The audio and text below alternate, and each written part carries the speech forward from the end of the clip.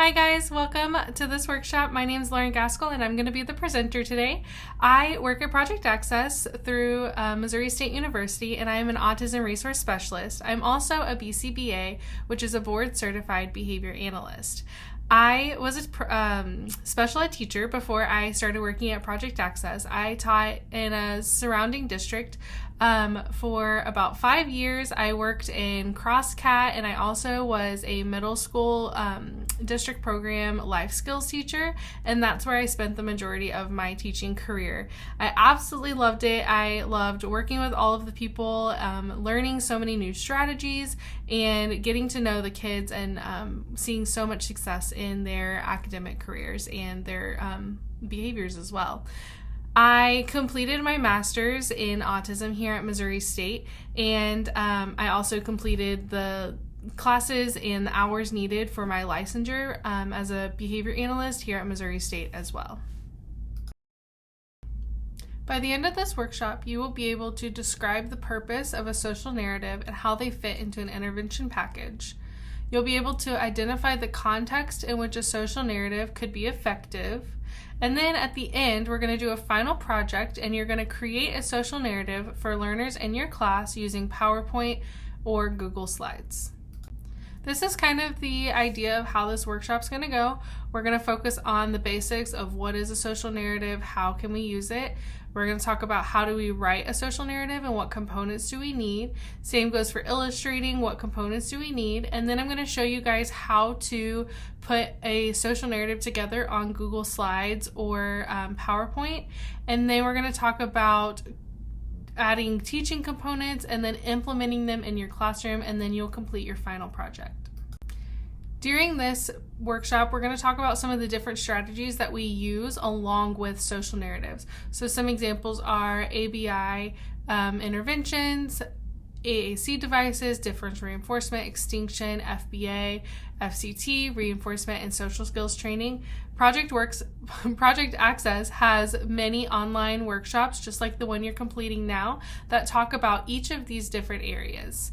Please feel free to look at our workshop offering to find out which of these workshops would be best for you.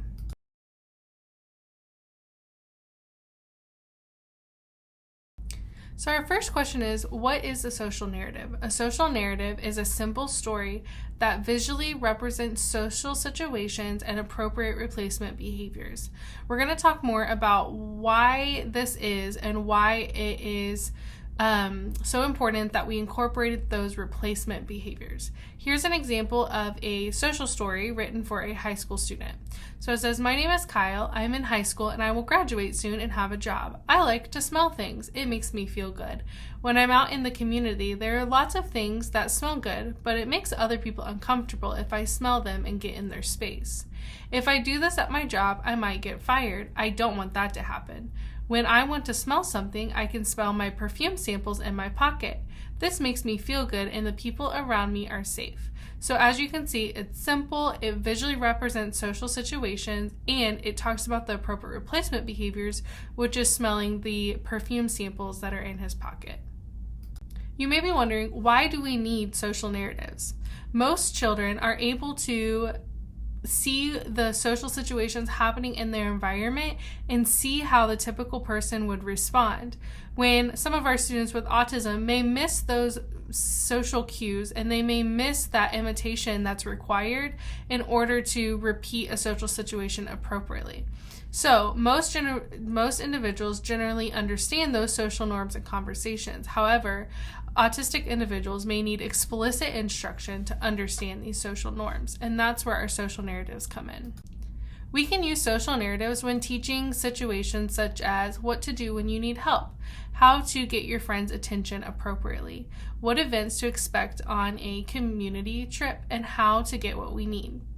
Reading our friends' social cues, how close is too close, what to do when my friends are sad, those sorts of things. We can also use it for why do we need to eat healthy, take a shower, brush our teeth, so other life skill goals. And we can also do it to help our learners prepare for transitions, such as switching to another activity, school, class, grade, riding the bus, and those sorts of things. If you take away one thing from this workshop, I want it to be this: that evidence does not conclude that social narratives alone are always effective. They are most effective when paired with other strategies and are part of an intervention package.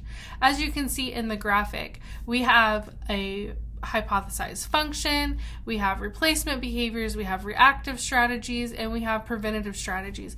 All of those things together is how we're going to get behavior change.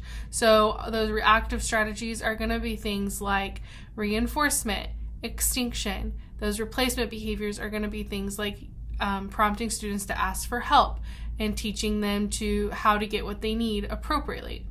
Those preventative strategies are things like social narratives. So social narratives are only one small part of a big intervention package to help eliminate and change those behaviors that we're looking to change in our students. Here's a list of some of the other strategies that are useful to use with social narratives, such as reinforcement, modeling, video modeling, prompting, extinction, antecedent-based interventions such as learner preference and choice making, contingency maps, functional communication training, behavior contracts, visual schedules, and visual rules and descriptions. So if you would like to learn more about any of these strategies, you can take a look at our workshop offerings as well as our fact sheets that are available on our website. We're going to review. What is a social narrative? A simple story that visually represents social situations and appropriate replacement behaviors. A story about an event that happened in the teacher's life to show the student as a life skill lesson. A published book that highlights social situations using different characters. A complex story with many words to describe social situations. If you said a simple story that visually represents social situations and appropriate replacement behaviors, you are correct. Research shows us that social narratives are useful and effective on their own. True or false? False. Research actually shows us that social narratives are not effective on their own and are best and most effective when used with an intervention package and includes reinforcement and other evidence-based practices. Reinforcement, modeling, prompting, and extinction are all examples of strategies that can be used with social narratives. True or false?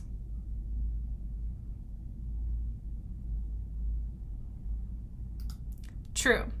Reinforcement, modeling, prompting, and extinction are all great options of things that you can pair with social narratives to make them more effective.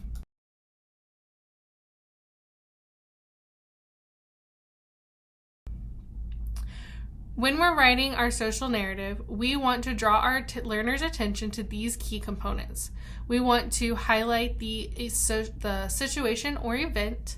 We want to highlight what the individual with autism thinks, feels, does, or says in the situation. We want to include what other people might think, feel, do, or say in the certain situation. We have to include the appropriate replacement behavior, that is key.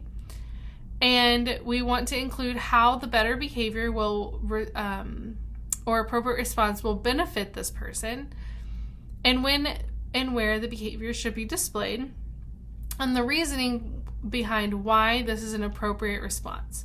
Now, this last one is something that you can kind of use your best judgment. If you have a student who is able to really understand and benefit from the explanation of the reason why, then definitely include it. If that's not something that your student is able to benefit from at this time, you do not have to include that part. So when we're writing a social narrative, we want to make sure that we positively frame the narrative, that we personalize the story, and that we use language and reading levels that are appropriate for your learner. So learners in your class may have different ability levels to comprehend as well as read. And you want to make sure that you are using language and reading levels that match your students' abilities, not the other kids in your class, unless it's for them as well. Also, you want to make sure that the story is personalized using their name, favorite colors, pictures, etc. Here's an example of a social story and a token economy that I used for one of my students. My student was being asked to walk up the sidewalk on her own, as some of the other kids did, and she was going to walk right into my classroom where I would be waiting for her. So it says, when I get to school, I will walk up the sidewalk like the other middle schoolers.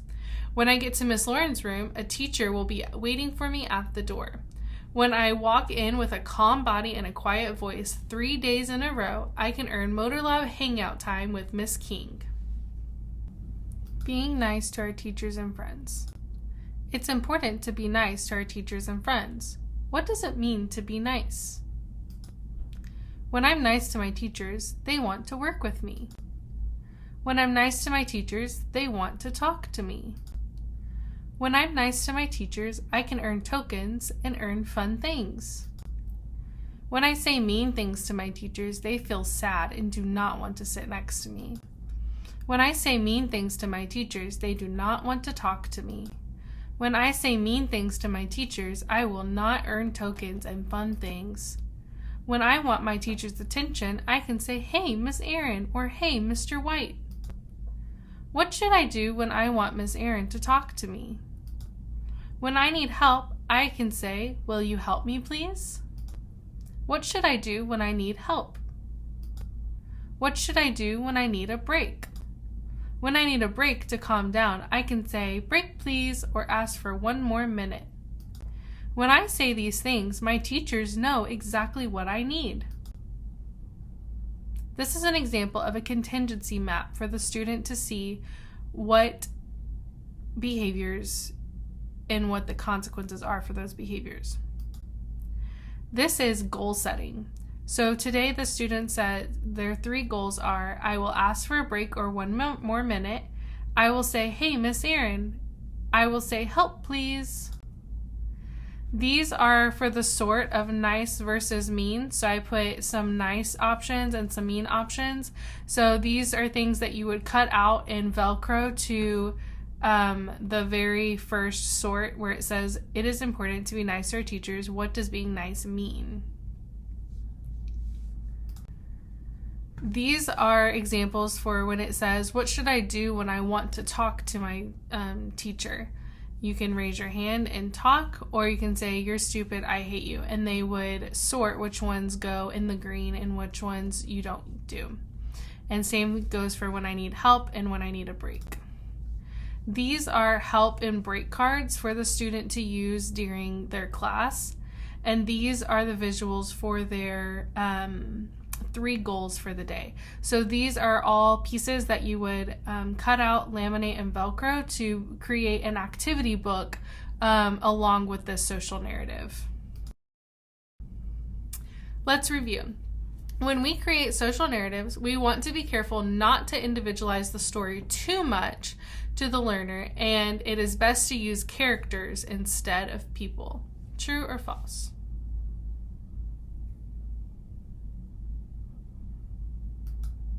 False. We want to make sure that we individualize our story a lot to make it apply and be effective for our students.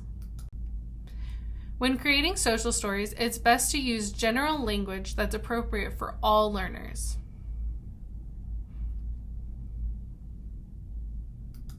False. We want to make sure that we are using language that is appropriate for our student, and we want to specialize that language just for them. It's not about the other kids in our class or their abilities, it's about our student and our student's specific abilities. Illustrating a social story. So we want to make sure that we include pictures of the class or the location of the situation, the learner engaging in the replacement behavior, symbols, real pictures, pictures of our peers with permission, teachers, and the student. We want to make sure that the graphics are socially appropriate, age appropriate, and accurately depict the situation. Most of our students are going to do really great with real pictures and even pictures of themselves. If you can get a picture of them doing what you want them to do, like the replacement behavior, that is going to be super beneficial for them to have a picture of themselves doing whatever it is you're trying to teach them about. A lot of times, if we're teaching them, for example, to wave at a friend in the hallway, we can get them to wave in our classroom, and we can put that picture in our story and then talk about how we can do that in the hallway to our peers as well. Amy's field trip story, Silver Dollar City. Tomorrow, my class is going on a field trip to Silver Dollar City. I am so excited. We will ride on a bus with our teachers and friends. We will ride quietly and be safe so it's enjoyable for everyone. When we get to SDC, we might have to wait before we go in. We will stay calm and follow our teacher. If I do not have a calm body at Silver Dollar City, I will have to sit down and calm down while my friends play. If I need to go to the bathroom at Silver Dollar City, I can tell my teacher, I need to go to the bathroom, please, with a calm voice and nice words. If I need a snack at Silver Dollar City, I can tell my teacher, I need a snack, please, with a calm voice and nice words. If I need to sit down or use my wheelchair, I can ask my teacher nicely to sit down. I will have a great time riding the train and other rides with my friends. And then this page I use to show her all the different things that you can do at Silver Dollar City. And then I use this piece as an interactive piece for the having a calm body. So when we are choosing a replacement behavior to teach our students, we want to make sure that it is functionally equivalent. We want to make sure that if our student is having a behavior such as crying to get our attention for help, we want to make sure that the replacement behavior is teaching them an appropriate way to get what they need, which is help. If we have a student who is climbing on chairs and scouring through the cabinets looking for food, we want to make sure that the appropriate equivalent or the appropriate replacement behavior is something that's going to meet that need of getting them food. So it may be asking a teacher for a snack. We also want to make sure that the replacement behavior is relevant for their age, and it's age appropriate. We don't want to teach a kindergartner how to ask for a ride to school. That may not be something that's appropriate for a kindergartner. We don't want to be teaching a kindergartner how to do their taxes. That's not something that's appropriate for a kindergartner. Whereas the other way around, we don't want to teach a high schooler how to play with baby dolls if that's not something that is of interest to them, because it's not really age appropriate. We could choose something else for them to learn that would be age appropriate. And we also want to make sure that the skill that we're teaching increases independence and access to the community. So just because we want our student to learn how to sharpen a pencil, that may not really be something that is as vitally important as asking for help, communicating wants and needs, learning how to be social in a Walmart or grocery store setting. So those may be some things that we want to look at instead. We're going to review some replacement behaviors. So we might have a student who is screaming when it's time to transition from break to work. What we could do, the behavior we could teach them instead of screaming is to help them ask for one more minute, help them learn how to ask for a break in the beanbag chair, help them learn how to ask for help, and we can help them learn to take a transition toy or tool with them when they transition from break to work. Our student may be calling their friends a stupid idiot and hit when they touch his cars. So some things we could teach him as replacement behaviors instead of calling his friends stupid idiots and hitting them is we could teach him to say, "Those are mine," or "Wait, please," or you could teach him to ask for help. You could teach him to say, "You can have this one," and give a less preferred car.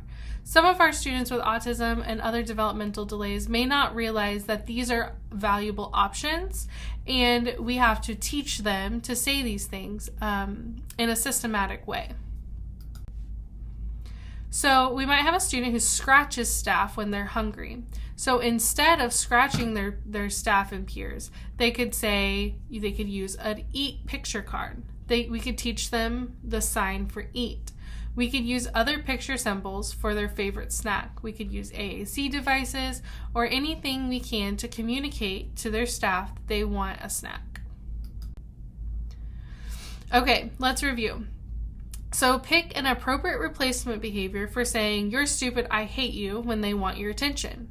A, you can teach them to say, "Can I tell you something?" or "Hey, Miss Lauren." B, you can respond with saying, "Stupid is not nice." C, you can take them for a walk. Or D, you can give them an M&M when they say something nice. What is an appropriate replacement behavior?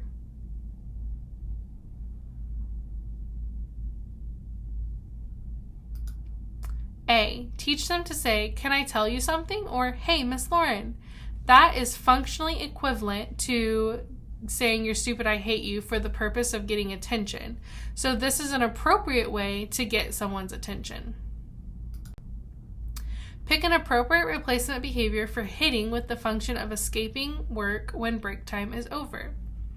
You can teach them to ask for 1 more minute, teach them to say "eat," teach them to sign water, or teach them to touch picture of bus.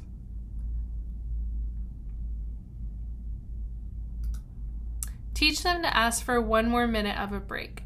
This one is functionally equivalent to the same as escaping work.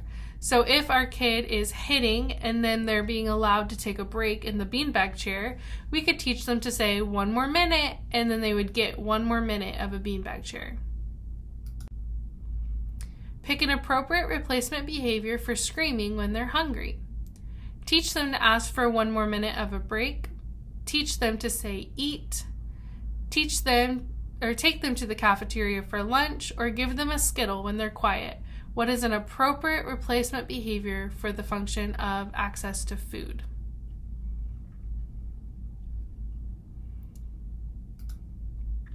Teaching them to say "eat" is the appropriate replacement behavior for food.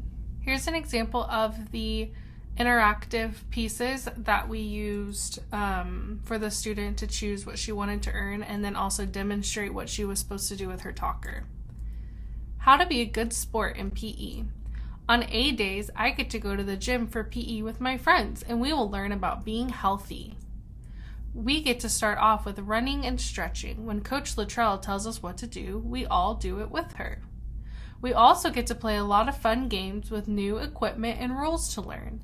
When we play games, I will follow directions with a smile, even when I lose.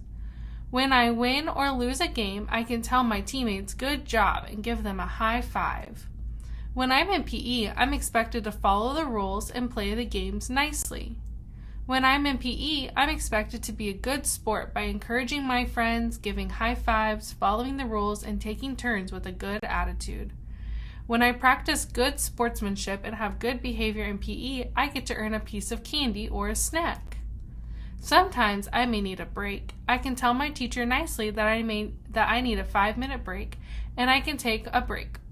I have to use my break card wisely because I only get one. Today, my goal is to take turns, give high fives, and encourage my teammates 3 times to earn my candy or snack.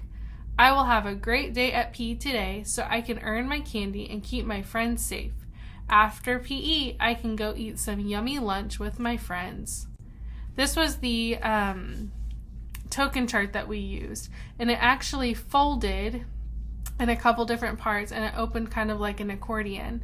And this was the rules that she was supposed to follow, and these are the ways that she could get a thumbs up for encouraging her friends. And if she had no behaviors, which is the nice words, quiet voice, calm body, if she had no behaviors and did however many of these she was supposed to do, like 3 or 4, we always set a goal each day, then she earned her candy at lunchtime.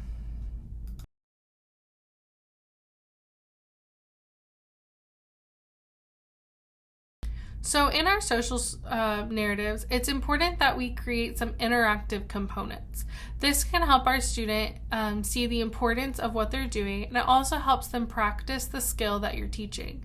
So incorporating interactive components can also make our stories more engaging for our learners.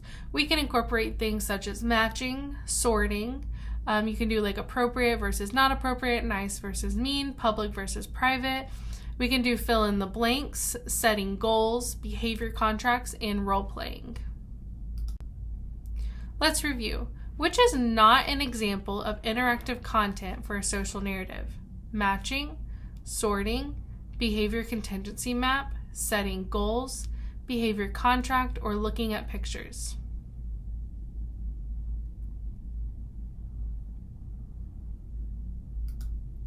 Looking at pictures is not one of the interactive content that we talked about adding. Looking at pictures can be interactive for our students. You could even do some seek and find type activities, but this is not really something that they can manipulate, such as the other interactive components we're talking about. A social story must include a replacement behavior, true or false? True. A replacement behavior must be identified and included in your social story. That is the most important part of teaching a student a new skill. We don't want to say, don't pick your nose, and not teach them how to get the boogers out effectively. We want to teach them that when you feel something in your nose, you can go get a Kleenex and go to the hallway or go to the bathroom or whatever it is that you want them to do, whatever is appropriate for your setting. We want to make sure that we're always providing a replacement behavior. So how do we use these social narratives in our classroom? What are some key things that we need to remember when implementing them? We always want to pair it with reinforcement when a student does the replacement behavior. So going back to the picking your nose, if you said the appropriate replacement behavior was getting a tissue and stepping into the hallway, you can, when you see your student do that, you can reinforce them. Say, thank you so much for stepping into the hallway when you needed to blow your nose. You want to use these social stories before behavior occurs, not in the middle of a behavior. Research shows that our students, or any of us, when we are in that fight or flight mode, our IQ decreases by about 20 points.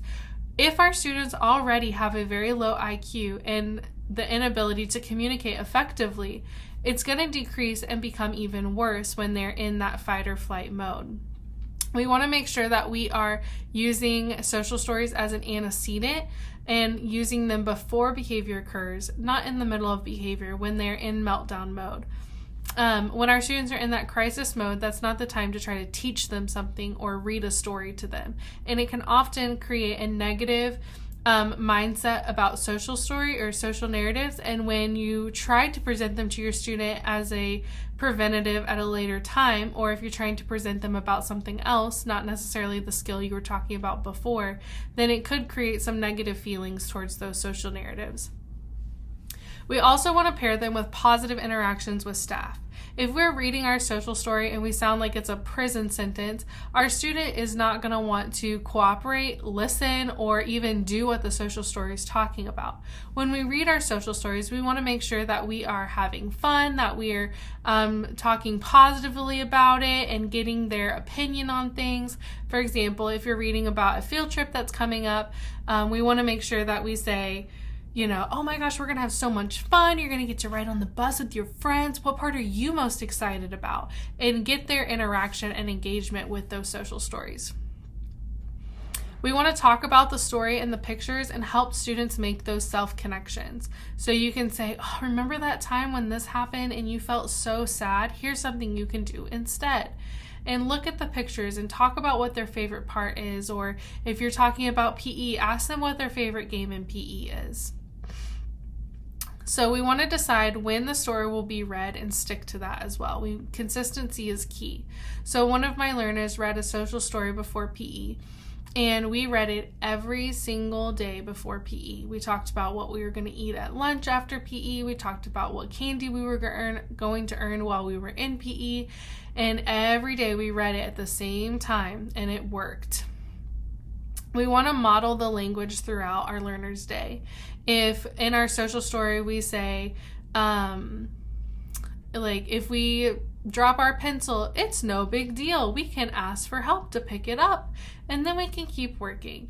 So if that's our social story, then during the day when we see our student drop their pencil, we can say, oh, that's no big deal. We can ask for help, and we can get a new one. We also can share the story with parents and other teachers that work with our students so that they can use it in multiple situations and it can be consistent and successful.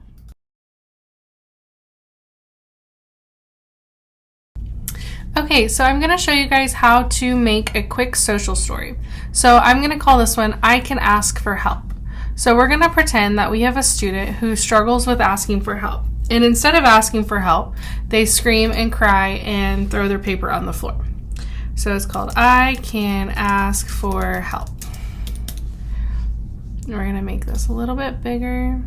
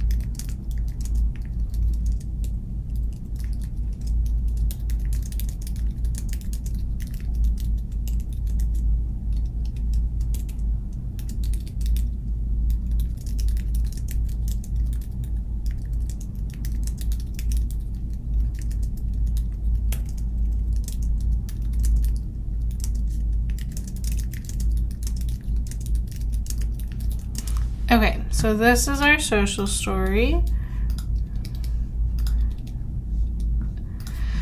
And the best way I get pictures is either by doing insert, search web, and then you can type in school. And I'm just going to pick some pictures just because I'm not making this for any specific kid. I'm just using it as an example. And you can do this any way you want. You can make your social story full pages. You can do little pictures like the one about sniffing. However you want to do it, it doesn't really matter. I am going to make a separate text box for this.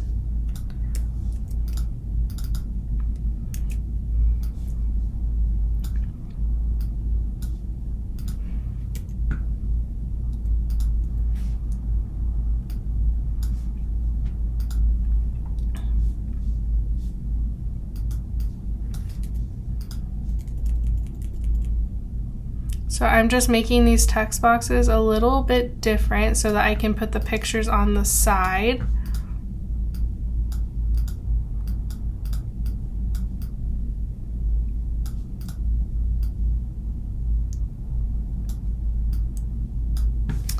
Okay, so when I scream and cry and throw things, so we're gonna insert screaming and crying.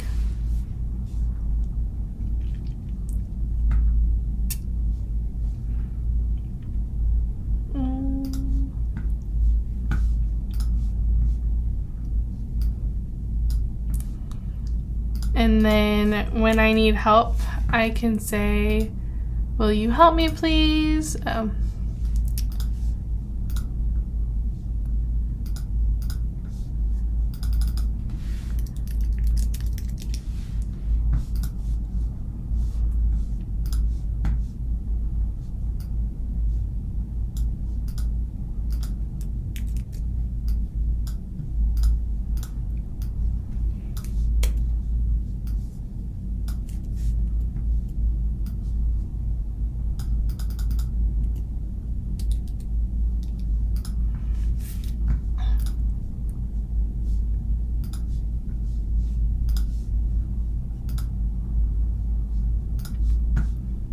And we're gonna find picture for safe.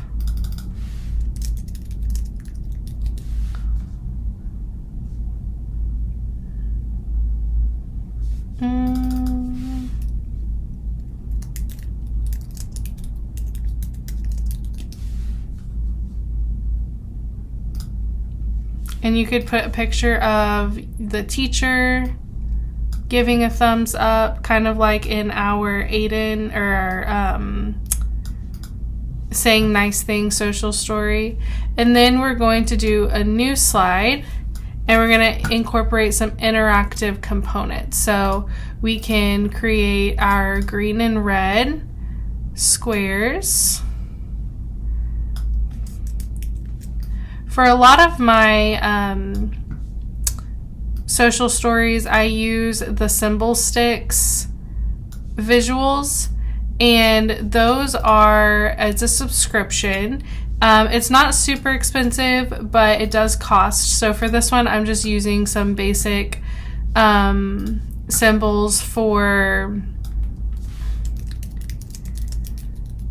off of Google.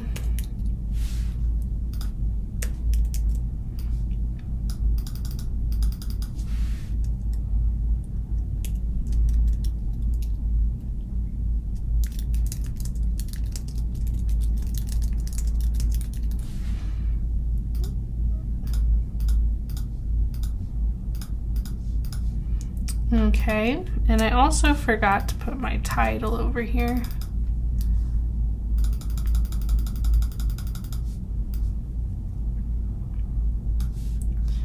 Okay, so down here we might put our choices. So for this one, I'm going to put raising your hand. That would be a good choice. And I'm going to insert a speech bubble. And the way we typically do those is we're going to do insert, a shape call out, and then here's a speech bubble. Will you help me, please?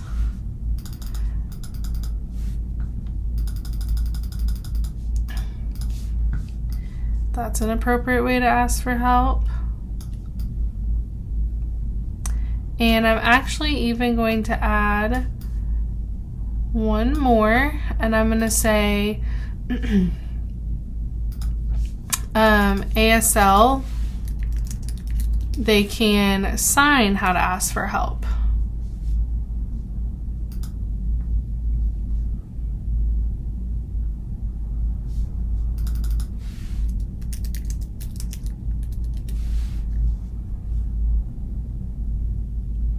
Maybe if I can find it.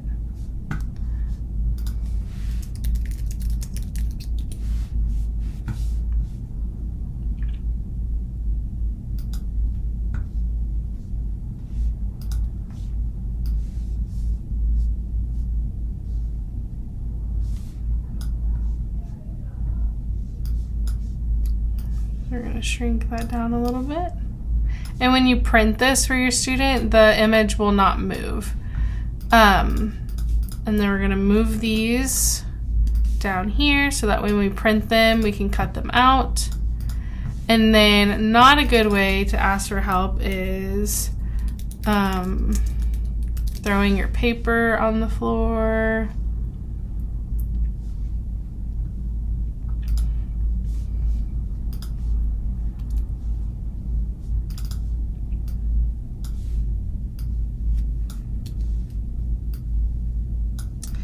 And another good way is screaming. And we can also do hitting.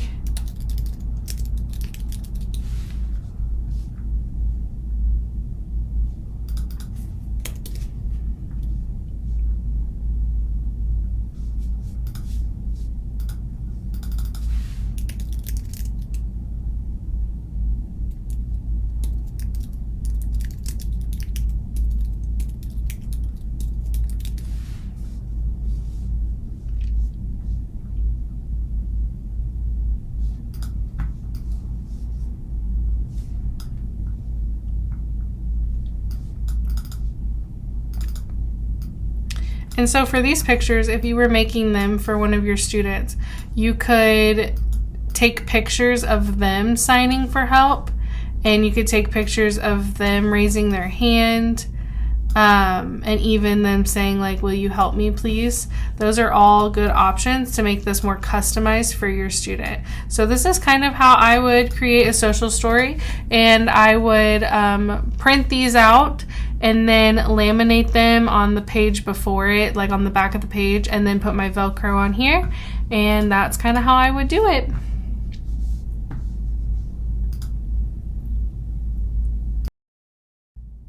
I typically create my social stories on PowerPoint or Google Slides. This makes it portable. I can use it on my iPad, phone, computer, or I can print them and make a book out of them. There are many different apps that have been identified as good resources for creating social stories on your tablet or phone. These are some of the different ones that you can use. Let us know if you try any of these and if you like them. We have not tried all of them. I've tried a couple. So let us know what you figure out and what you like. And I would love to see some of the stories that you create with these apps. Okay, so for your final project, you are going to list out a scenario using the scenario worksheet that I provided, and then using Google Slides or PowerPoint or one of the apps listed, you're going to create a social story that incorporates all of the components that we talk about and that is appropriately fitted for the student that you describe in the scenario.